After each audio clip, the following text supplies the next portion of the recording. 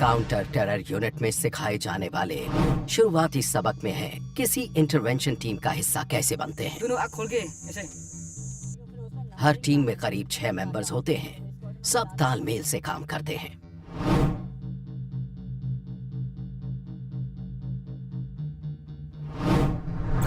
किसी भी counter terror force का पहला बिल्डिंग ब्लॉक होती है एक इंटरवेंशन टीम। हर मेंबर किसी खास हुनर में माहिर होता है। बाकी हुनर के साथ ही इनमें हैं डिमोलिशंस, कम्युनिकेशंस, मेडिसिन, स्नाइपर, मार्क्समैनशिप के हुनर। आमतौर पर इनकी मदद के लिए एनएसजी K9 स्क्वाड से एक डॉग और हैंडलर भी साथ रहता है। हर टीम मेंबर बैटल में 20 केजी से ज्यादा भारी किट और प्रोटेक्टिव गियर लेकर चलता है।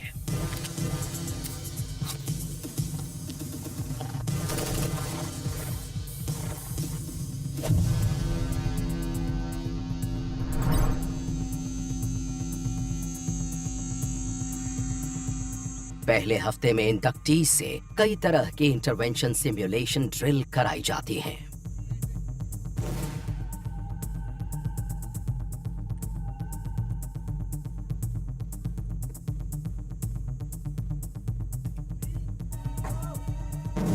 उनके ट्रेनिंग ऑफिसर उनकी हर हरकत पर बारीक नजर रखते हैं। हर मोड़ पर नए सरप्राइजेस पेश किए जाते हैं। एक नई चुनौती है टीयर गैस कैन।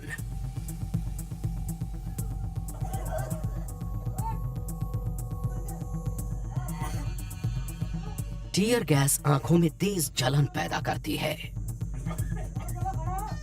और स्किन के जलने जैसा एहसास होता है। इन सब लोगों ने बहुत अच्छा किया, सच मानिए। इनमें से अभी तक कोई भागा नहीं। मैं कहूंगा कि इस पूरे ग्रुप में ही बहुत जोश भरा है। उसी दोपहर आगे उनके ट्रेनिंग ऑफिसर ने तोमर के लिए एक टीयर गैस कैन खोला।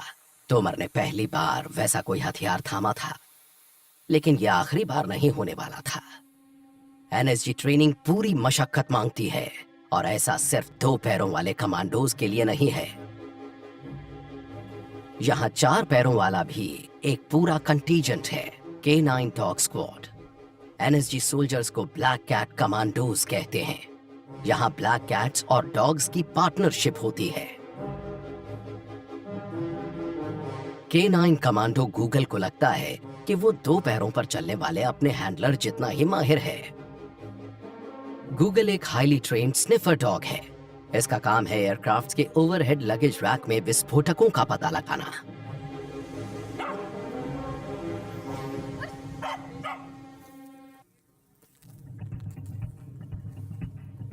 लेकिन ऑपरेशंस में जाते वक्त एनएसजी की पहली पसंद होता है ये बेल्जियन मैलिनोआ। ये है द्रोना K9 डॉग स्क्वाड का स्टार कमांडो।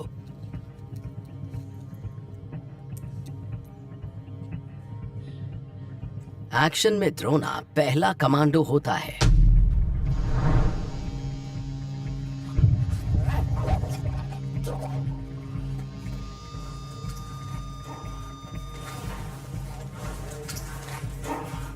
आज द्रोना K9 स्क्वाड में सीनियर है और इंसानों की तरह अपनी कमांडो स्किल्स को बेहतर बनाने के लिए टेक्नोलॉजी का इस्तेमाल करता है। टीम डॉग के पहने K9 विजुअल सिस्टम्स के भरोसे रहती है। गॉगल्स हैंडलर को वो नजारे दिखाते हैं जो द्रोना देखता है। हैंडलर द्रोना के कान में लगी एक डिवाइस के जरिए उससे बोलता है। Good. Stay. Drona back. Back. Stay. Left. इस दूसरी एक्सरसाइज में द्रोना अपने हैंडलर की नजरों से दूर जाएगा, करीब 1 किलोमीटर दूर मौजूद एक टारगेट को दबोचने के लिए। Go, go, go. Drona full package है एनएसजी के सबसे शानदार हथियारों के बीच।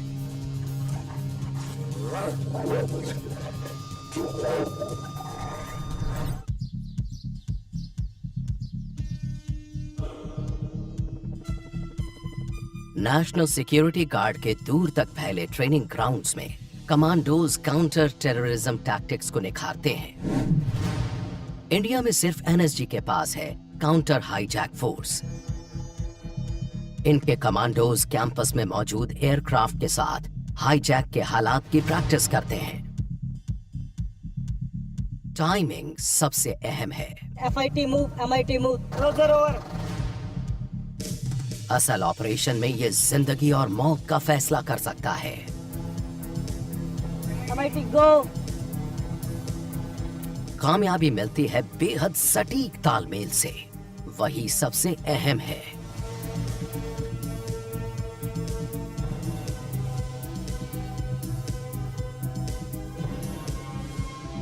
एयरलाइन हाईजैकिंग के साथ ही आसमान से कई और खतरे भी आ सकते हैं।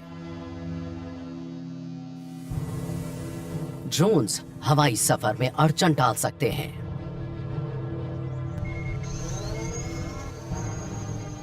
ये नारकोटिक्स और विस्फोटक भी डिलीवर कर सकते हैं या किसी हमले या सर्वेलेंस में मदद कर सकते हैं।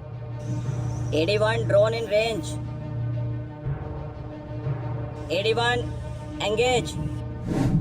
ऐसी हरकतों से निपटने के लिए एनएसजी के पास कमांडोज और इक्विपमेंट दोनों हैं। ड्रोन किलर वेपन सिस्टम गोलियां नहीं दागता, बल्कि ये इनविजिबल रेडियो वेव्स छोड़ता है। ये कई तरह के अनमैन्ड एरियल व्हीकल्स को बेअसर कर देता है।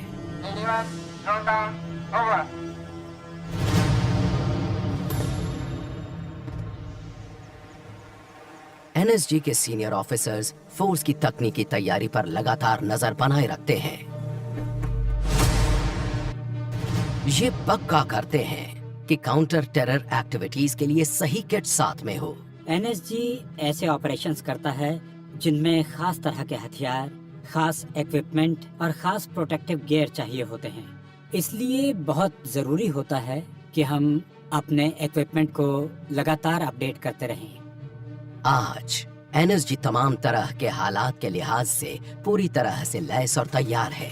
खास तो हमेशा मशीन के पीछे मौजूद इंसान ही होता है, लेकिन इक्विपमेंट भी बहुत अहम रोल प्ले करते हैं। एक नैनो सेकंड जितना फर्क भी जंग के दौरान जिंदगी और मौत का फैसला कर सकती है।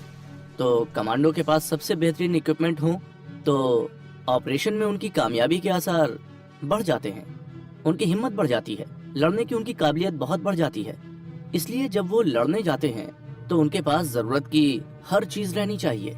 उन्हें कभी भी किसी चीज की कमी महसूस नहीं होनी चाहिए।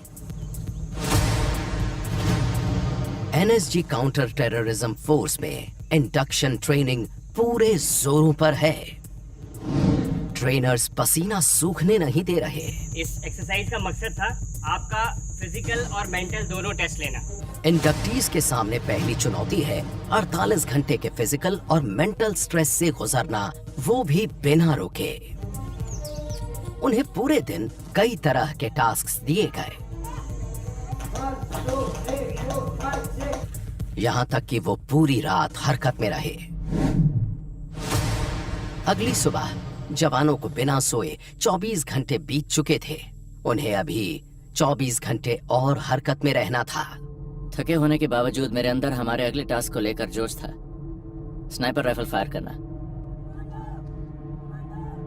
लेकिन हमारे ट्रेनर्स को हमें तनाव में रखना था, इसलिए हमारे फायर करने से पहले उन्होंने हमसे 30 नकल पुशअप्स कराए। खड़े हो जाइए।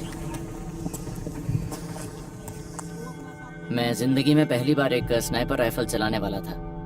रिटेन लाइन पोजीशन, मैं चाहता था निशाना ठीक लगे। टेल भर।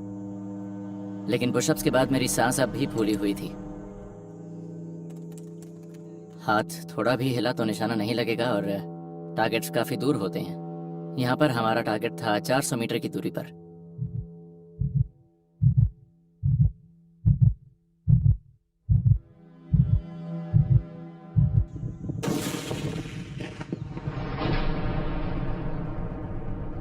मैं बहुत ही खुश हुआ, मुझे लगा मैंने कुछ हासिल किया है। लेकिन सच कहूं तो उस वक्त दिमाग में तनाव से भरे आगे के 23 घंटे ही थे जो आने वाले थे। एनएसजी के आर्सेनल में स्नाइपर्स बहुत अहम हैं। कमांडो हाईली ट्रेन्ड मार्क्समैन होते हैं जो बेहद दूर के टारगेट्स पर निशाना साध सकते हैं। कभी कभी तो 1 किलोमीटर दूर तक का निशाना भेद देते हैं।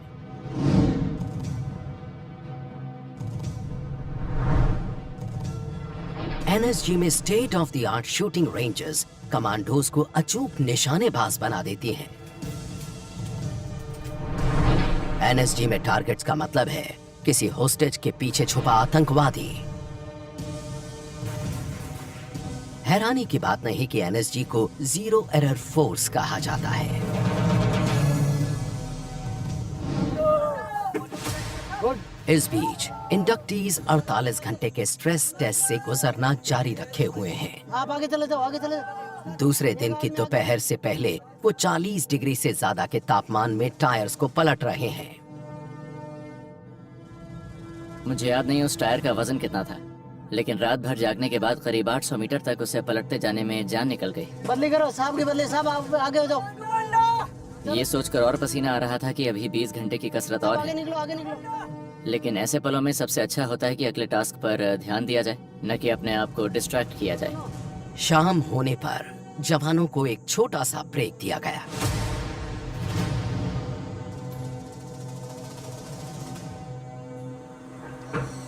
ट्रेनिंग के दौरान बॉडी को फिट रखना जरूरी है, और मुझे लगता है आपको पैरों का भी ध्यान रखना होगा, क्योंकि होता यह है कि 90% वक्त तो हम शूज़ पहनकर ही ट्रेनिंग करते हैं, तो अंदर जाने वाला पसीना और धूल पैरों में कोई दिक्कत पैदा कर सकती है। इसलिए जब भी मौका मिलता है मैं शूज़ उतार कर सॉक्स बदलता हूँ और पैर धो लेता हूँ।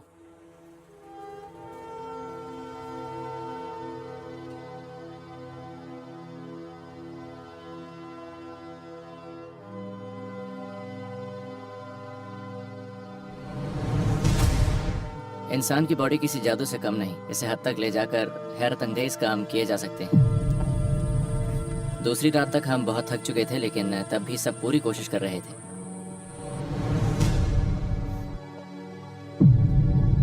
सच कहूं तो दिमाग में वो यादें रह रहकर उभरती हैं। ज्यादातर चीजें तो याद ही नहीं रही। जी सर। तुम्हें पीछे नहीं हटना है। ये जरूर याद है कि हमारे ट्रेनर्स ने हालात को एकदम असली जैसा बनाए रखा था। ये अजीब था, लेकिन असलियत के बहुत करीब था, क्योंकि अगर वैसा सच में होता तो सब कुछ ऐसा ही होता। जो ड्रिल्स बनती हैं वो ऑन ग्राउंड बनती हैं, जो सिनेरियोज बनते हैं वो ऑन ग्राउंड बनते हैं। तो जितनी आप लोग प्रैक्टिस करोगे सिचुएशन संभालने में, उतने ही बेहतर बनते जाओगे। तो अभी आप लोग ब्रेक करोगे, फिर डिनर करोगे, फिर उसके बाद आपके रात के आदेश दे दिए जाएंगे। क्लियर है सर? भाई सब खुश हैं सर?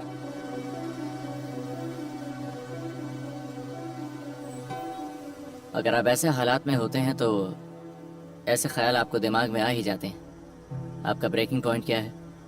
लिमिट कितनी है? हार मान गए?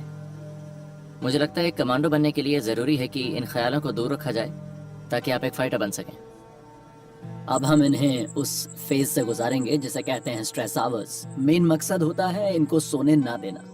इनको जो भी थोड़ा बहुत वक्त मिलता है उसमें ये अपना डिनर कर सकते हैं, थोड़ा सुस्ता सकते हैं। इस टाइम में वो चाहें तो आराम कर सकते हैं या 5-10 मिनट की नींद ले सकते हैं। कौन सोया दीवार के आड़ में?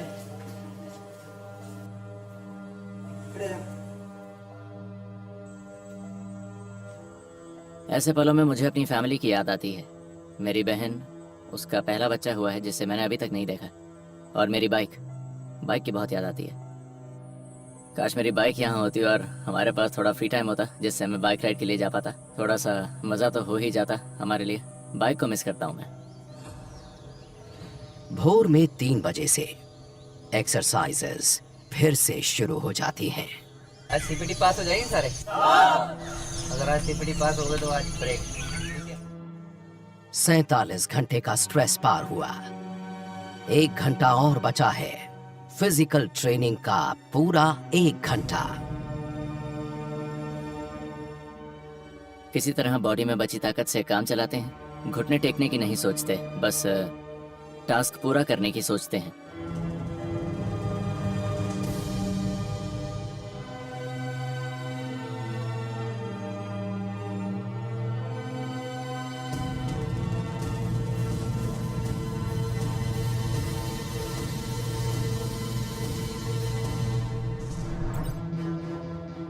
नेशनल सिक्योरिटी गार्ड ने ऑपरेशंस में खुद को साबित किया है, लगातार, बार बार।